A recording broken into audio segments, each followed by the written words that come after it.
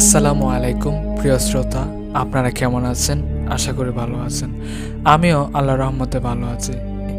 আজ আপনারা যে ঘটনাটি শুনতে যাচ্ছেন তা আমার সাথেই ঘটা। আমি কখনো ভাবিনি যে এই বর্তমান আধুনিক যুগে এসে আমার সাথে এরকম ঘটনা ঘটতে পারে। আল্লাহর রহমতে সেদিন বেঁচে গেলাম। আর একটা কথা বলছি, আপনারা যারা এখনও আমার ভৌতিক চ্যানেলটি সাবস্ক্রাইব করেননি তারা সাবস্ক্রাইব করে রাখুন নতুন সত্য ঘটনা সবার আগে আপডেট পেতে। আর যদি ভালো লাগে তাহলে লাইক কমেন্ট শেয়ার করে দিয়েন যাতে অন্যরা শুনে সতর্ক হতে পারে। তাহলে আর কথা না বাড়িয়ে শুরু করছি। আগামীকাল শনিবার মাইকে প্রচার হচ্ছে আমাদের পাশের গ্রামে সুনামধন্য একজন প্রখ্যাত আলেমদ্দিন আল্লামা আলী হাসান ওসামা সাহেব আসবেন। আমি আমার গ্রামের এক বন্ধুকে বললাম, কিরে ওয়াজে যাবি? সে বলল, কে আসবে? আমি বললাম, আলী হাসান ওসামা সাহেব আসবে। আমাদের এদিকে তার মাহফিলে অনেক লোক হয়, অনেক দূর দূরান্ত থেকে লোক আসে। সে বলল, আচ্ছা ঠিক আছে, তাহলে আমি আগামীকাল কাজে যাব না। আমি বললাম, আচ্ছা তাহলে তাই কথা রইল। আমি চলে আসলাম। শনিবার আমি তাকে ডাক দিতে লাগলাম। তার নাম আশিক। আশিক ডাক দেওয়া মাত্রই সে ঘর থেকে বেরিয়ে আসলো।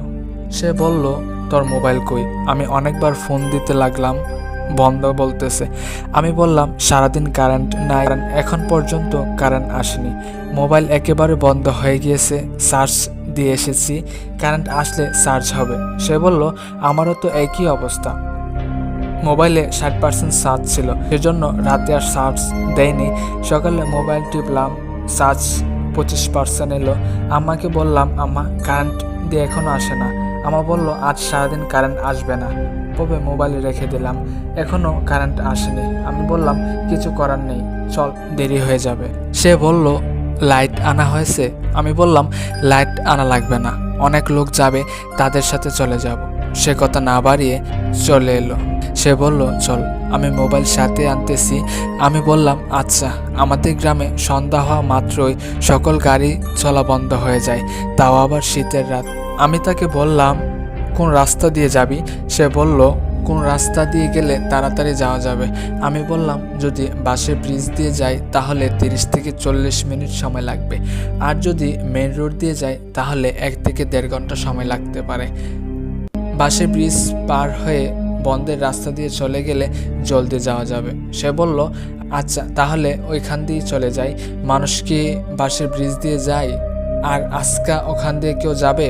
আমি বললাম, বলতে পারি না, চল গিয়ে দেখি। 5 মিনিট হেঁটে দুজনে বাসের ব্রিজের সামনে আসলাম। সে বলল, এখানে দিয়ে কোনো মানুষ নেই। আমি বললাম, 5 মিনিট অপেক্ষা করি, দেখি কেউ যায় কিনা।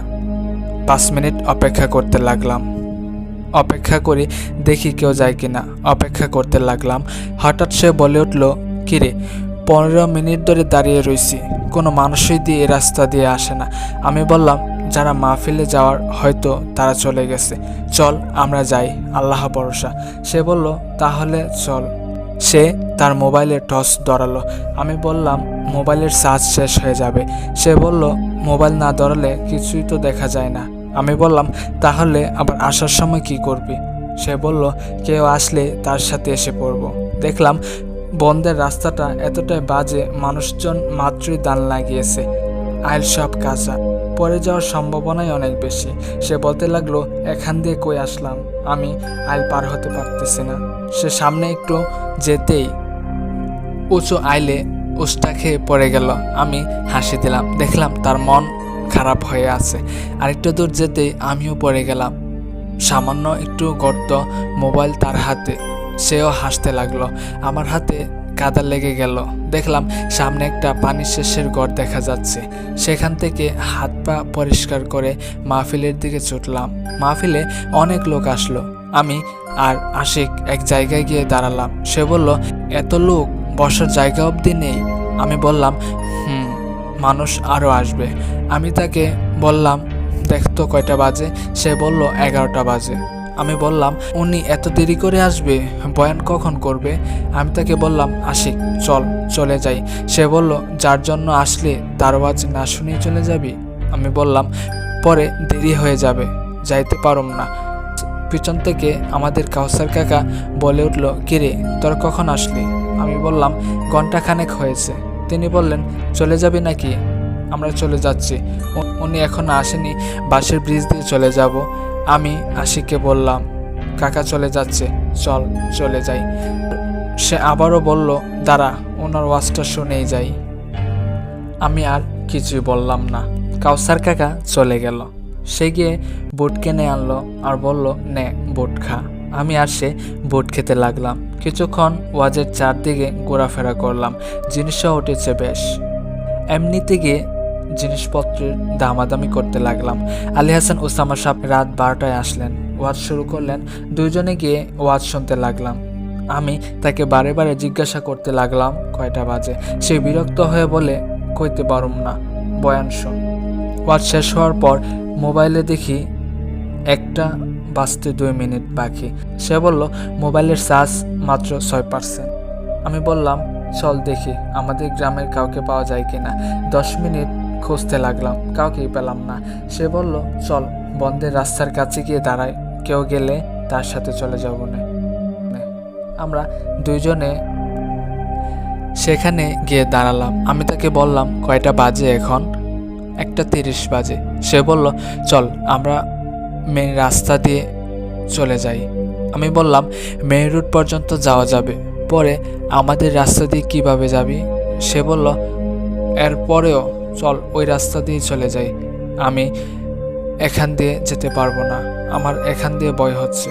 আমি চিন্তা করলাম, তার কাছে মোবাইল আছে, দাম প্রায় 40,000।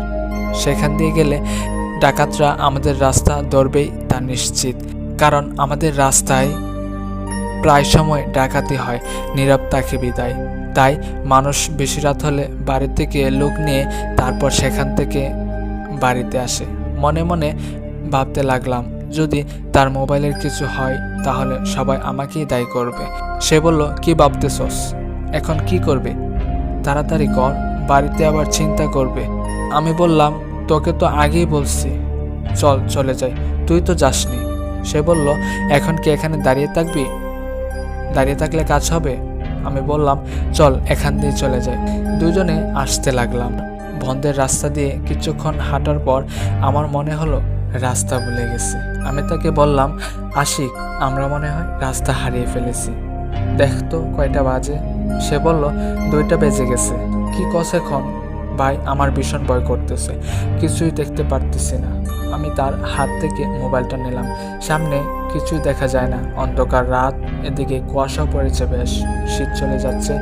আমি আর আশিক হাঁটতে লাগলাম। আরও 10 মিনিট হাঁটার পর আমি বুঝতে পারলাম সত্যি সত্যি আমরা রাস্তা ভুলে গেছি। আমি আশিককে বললাম আল্লাহকে ডাকতে আর সূরা কেরাত পড়তে। আমিও আল্লাহকে ডাকতে লাগলাম।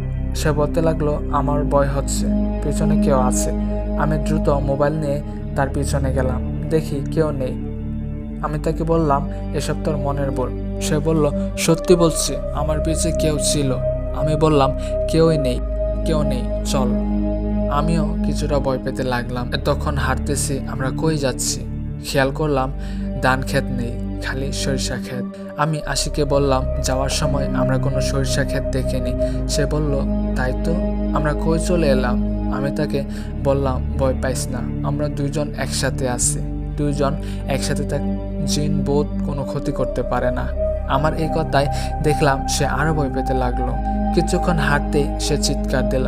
আমি পিছনে গিয়ে দেখি সে পড়ে গেছে। আমি তাকে বললাম, কি করে পড়লি? সে বলল, আমাকে কেউ পিছন থেকে ধাক্কা দিয়েছে। আমি তখন ভীষণভাবে ভয় পেতে লাগলাম আর মনে মনে ভাবতে লাগলাম কি হচ্ছে আমাদের সাথে। তাকে দাঁড় করলাম। আমি মোবাইল তার হাত থেকে নিলাম। সে বলল, আমি হাঁটতে পারতেছি না। আমি তখন আরো ভয় পেতে লাগলাম, কি করব কিছু বুঝতে পারতেছি না। আমি শক্ত হয়ে তাকে বললাম, হাঁটতে হবে, যে করেই হোক হাঁটতে হবে, এখান থেকে দ্রুত যেতে হবে, এখানে বেশিক্ষণ থাকা যাবে না। আমি তাকে ধরে একটু একটু করে সামনের দিকে হাঁটাতে লাগলাম। সে মোবাইল হাতে নিয়ে আমার পিছে হাঁটতে লাগলো। কিছু দূর যেতে আমি পড়ে গেলাম সরিষা ক্ষেতে। সে বলল, কি হয়েছে, তুই কি করে পড়ে গেলি? সে আমার কাছে মোবাইলের টর্চ নিয়ে এনে দেখে আমার পা সরিষা গাছ দিয়ে পেঁচানো। সে এবং আমি দুজনেই এখন ভীষণভাবে ভয় পেতে লাগলাম। সে আমাকে দাঁড় করালো, দেখলাম তার পুরো শরীর কাঁপতেছে, ভয়ে তার চোখ দিয়ে ঢক বক করে পানি পড়তেছে। সে বলতে লাগলো, আমি আর মনে হয় বাড়ি যেতে পারবো না। আমি তার এই কথা শুনে আরো ভয় পেতে লাগলাম। আমি তাকে বললাম, বাড়িতে ফোন দে, তাড়াতাড়ি ফোন দিয়ে বল আমাদেরকে এসে এখান থেকে নিতে। সে মোবাইল দিয়ে বাড়িতে ফোন দিতে যাবে, সেই মুহূর্তে মোবাইল বন্ধ হয়ে গেল।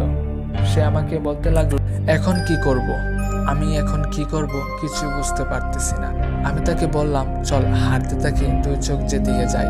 এখানে বেশিক্ষণ থাকা যাবে না, যে কোনো সময় শিয়াল আক্রমণ করতে পারে। সে বলল, আমি কোথাও যেতে পারবো না। দেখলাম পিছন থেকে একটা আগুন আমাদের দিকে এগিয়ে আসছে। আমি তাকে বললাম, এখান থেকে দ্রুত চল, আগুন আমাদের দিকে এগিয়ে আসতেছে। আমার মনে হলো সে ভয়ে আমাকে রেখে দৌড় দিতে শুরু করলো। আমি তার পিছনে যেতে লাগলাম। আমি মনে মনে ভাবতেছি, আজ বোধহয় আর বাঁচা যাবে না। সে কিছু দূর যেতেই চিৎকার দিয়ে বলল, আমাকে ছেড়ে দে, তুই কে, সামনে থেকে সর। আমি তার কাছে যেতেই অবাক হয়ে দেখি সে ধান খেতে পড়ে গিয়ে সারা শরীর কাদা লেগে গেছে। আমি তাকে সেখান থেকে উঠালাম। আমি বললাম, মনে হয় রাস্তা পেয়েছি, দেখ না আমরা ধান ক্ষেতের কাছে এসেছি। সে বলল, তাই তো। আমরা দুজনে ধান ক্ষেতের রাস্তা ধরে সামনের দিকে এগোতে লাগলাম। সে আবার পড়ে গেল। আমার মনে হলো যাওয়ার সময় আমি এই জায়গাতে পড়ে গেছিলাম। পড়ার থেকে তুলতে যাব, সে জ্ঞান হারিয়ে ফেলেছে। আমার ভয় আরও বেড়ে গেল। রাস্তা হারিয়ে ফেলেছি, এখন সেও জ্ঞান হারিয়ে ফেলেছে। আমি ভীষণভাবে আল্লাহকে ডাকতে লাগলাম আর কান্না করতেছে। আমার মনে হলো আমার কান্নার সাথে সাথে আরও কেউ কান্না করতেছে। আমারও জ্ঞান হারানোর অবস্থা। কিছুক্ষণ পর দেখলাম একটা লোক লাইট হাতে নিয়ে আমাদের কাছে আসতেছে। আমি তাকে ডাক দিলাম, সে আসলো। সে বলল, তোমরা এখানে কি করো? কে তোমরা? আমি তাকে বললাম, আমরা মাহফিল থেকে আসার সময় রাস্তা বলে গেছি আর আমাদেরকে কে জানি ভয় দেখাচ্ছে। সে বলল, তোমাদের কাছে লাইট নেই? আমি বললাম, না। তার মোবাইল ছিল চার্জ শেষ। একে ধরে আমার পানি চাষের ঘরে নিয়ে যাই, সকাল হলে চলে যেও। আমি বললাম, বাড়িতে খোঁজ করবে, সবাই চিন্তা করবে, আপনি আমাদেরকে বাড়িতে নিয়ে যান। সে বলল, আমি তোমাদের কিভাবে বাড়িতে নিয়ে যাব? সে অসুস্থ, তোমার শরীর ভালো নেই। আমি তাকে বললাম, বাড়িতে একটা ফোন দেন। সে বলল, আমার মোবাইল সাথে আনা হয় না, চোর ডাকাতের ভয় আছে। আমি আর কিছু না বলে আশিককে দুজনে দরাদরি করে তার পানি শেষের ঘরে নিয়ে গেলাম। তার জ্ঞান ফেরাতে অনেক চেষ্টা করলাম। সে আমাকে বলল, এই ছেলে তোমার কি হয়? আমি বললাম, সে আমার বন্ধু, পাশের বাড়ি। তাকে দেখলাম, তার নাক চেপে ধরলো। পরে আশিকের জ্ঞান ফিরে এলো। সে বলতে লাগলো, আমি কোথায়, বাড়ি যাব। আমার ভয় কিছুটা কমলো। বাহির থেকে শব্দ শুনতে পারলাম, আশিকের আব্বার আওয়াজ। আশিক আশিক বলে ডাকতেছে। আমি ঘর থেকে বাইর হয়ে আমিও ডাক দিলাম। দেখলাম আব্বা, আমার আরেক বন্ধু আশিকের আব্বা একসাথে আসলো, সাথে কাউসার কাকাও আসলো। তারা আমাকে জিজ্ঞাসা করতে লাগলো, এমন কি করে হয়েছে, আমরা এখনো বাড়ি যাইনি কেন? আমি কান্না করতে লাগলাম। যে লোকটা আমাদেরকে তার ঘরে এনেছে সে বলল, তারা রাস্তা ভুলে গেছে, কারো কাছে লাইট নেই। আমি দেখি ধান ক্ষেতের আইলে সেই ছেলেটা অজ্ঞান হয়ে পড়ে আছে আর মনে হয় ভয় পেয়েছে। বাড়িতে নিয়ে গরম পানি করে গোসল করাবেন। আশিকের আব্বা বলতে লাগলো, আমরা মেন রোড দিয়ে মাহফিলের জায়গা সবকিছু তছনছ করে খুঁজে এসেছি, তাদেরকে কোথাও পাইনি। পরিশেষে তানিমের আব্বা বলতেছে, আমার মনে হচ্ছে কেন জানি তারা বন্ধের রাস্তায় আছে, চলুন পরে আসলাম। আমাদের বাড়িতে আনা হলো। গরম পানি করে গোসল করে আমি শুয়ে পড়লাম। সকালে আশিকের বাড়িতে গেলাম। আশিকের আম্মা বলতেছে সে ভয় পাইছে, সারা রাত চিৎকার দিয়ে ওঠে, আমরা কেউই ঘুমাতে পারিনি। তোমার কাকা কবিরাজ আনতে গেছে। দেখলাম কিছুক্ষণ পর কাকা একজন কবিরাজকে সাথে নিয়ে এসেছে। কবিরাজ আশিককে ভালো করে দেখে তারপর তিনি কয়েকটা মোমবাতি জ্বালালেন। ঘণ্টাখানিকের জন্য আমাদেরকে রুম থেকে বের করে দিলেন। আমাদেরকে রুমে যেতে ডাকলেন। আমরা রুমে গেলাম। তিনি বললেন, আশিককে নাকি অনেক বড় জিনে ধরেছে, উনি সেই জিনের সাথে মোকাবেলা করতে পারবেন না। উনি চলে গেল। আমি কাকাকে বললাম, চলেন আমরা আশিককে নিয়ে জিন হুজুরের কাছে যাই। তিনি রাজি হলেন। আমরা আশিককে নিয়ে জিন হুজুরের কাছে গেলাম। তিনি আশিককে পানি পড়া দিলেন এবং কি সব জানি পরে তার শরীরে 3টা ফু দিলেন। এরপর আশিককে জিজ্ঞাসা করলেন, তুই কে, এর শরীরে আছর কেন করলি? আশিক বলতে লাগলো, সে আমার ছেলের ছায়ার মধ্যে পা দিয়েছে। তিনি বললেন, হ্যাঁ ভুল হয়েছে, তুই তাকে ছেড়ে চলে যা। জিন বলতে লাগলো, না ছাড়বো না। দেখলাম জিন হুজুর নানানভাবে তাকে ভয় দেখাতে লাগলো। হুজুর বললেন, তুই যদি তাকে ছেড়ে না যাস তাহলে তোর পুরো পরিবার আমি বন্দি করে রাখবো। অনেক কথার পর জিন আশিকের মাধ্যমে বলতে লাগলো, আমার ছেলে বলেছে তাকে ছেড়ে দিতে, তাই ছেড়ে দিতেছি। আগামী শুক্রবার মসজিদে 10 কেজি মিষ্টি দিবে। জিন হুজুর বললেন, আচ্ছা আর কিছু করতে হবে? জিনটি বলল, না, মিষ্টি দিলেই চলবে। জিন হুজুর বললেন, আর কোনোদিন কোনো সময় তাকে বিরক্ত করবি না, চলে যা। আশিক স্বাভাবিক হতে লাগলো। আমি জিন হুজুরকে বললাম, এমন কেন হয়েছে? উত্তরে তিনি বললেন, তোমরা যে রাস্তা দিয়ে আসছিলে সেই রাস্তা দিয়ে জিনেরাও ওয়াজ শুনে আসতেছিল। আশিক জিনের ছেলের ছায়ায় পা দিয়েছে, তাই বাচ্চা জিনের মা আশিককে ধরেছে। সে এতটাই রেগেছিল যে সেখানেই তাকে মারার চেষ্টা করছিল, কিন্তু তার সাথে তুমি ছিলে, সেই কারণে মারতে পারেনি। আমি জিন হুজুরকে সবকিছু খুলে বলি, পরে তিনি বললেন, কোথাও যেন একা না যায়। প্রিয় শ্রোতা, আজকের মতো এখানেই শেষ করছি।